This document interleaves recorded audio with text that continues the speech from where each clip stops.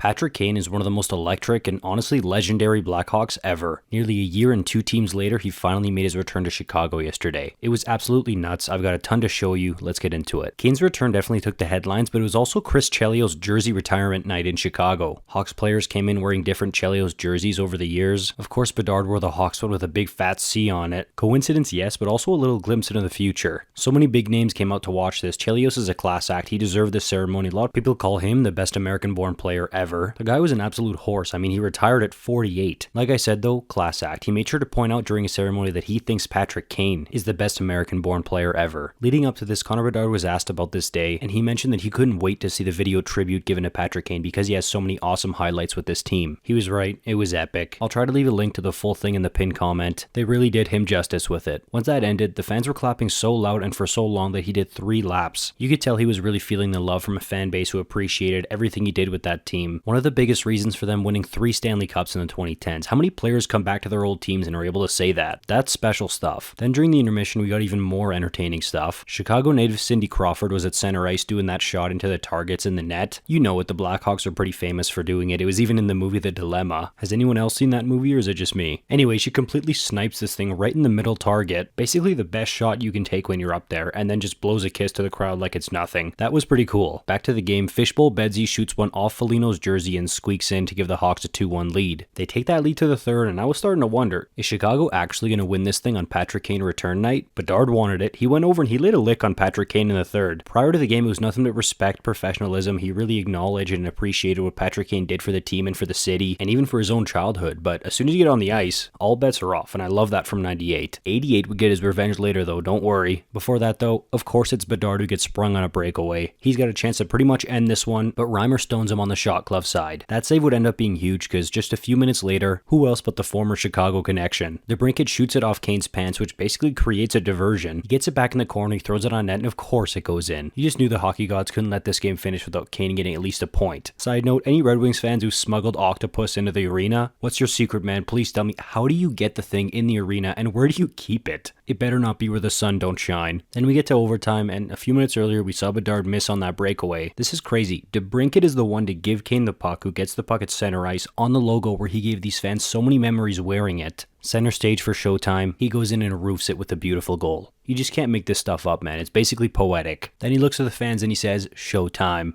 Showtime. A perfect return to Chicago, and a great old versus new face of the franchise matchup here between Bedard and Kane. You couldn't have written it any better. And after the goal, he got another standing ovation, did another lap. I don't think Chicago fans are upset that they lost. I mean, this helps them towards getting Celebrini, and that win helps Detroit get closer to securing their first playoff spot since 2016. It's a win-win. Hawks fans, Wings fans, hockey fans in general, this is why we watch the game. The high drama, the entertainment value was off the charts. One of my favorite games of the year, no doubt. Let me know your thoughts on it in the comments down below. I'll see you in the next one. You're awesome.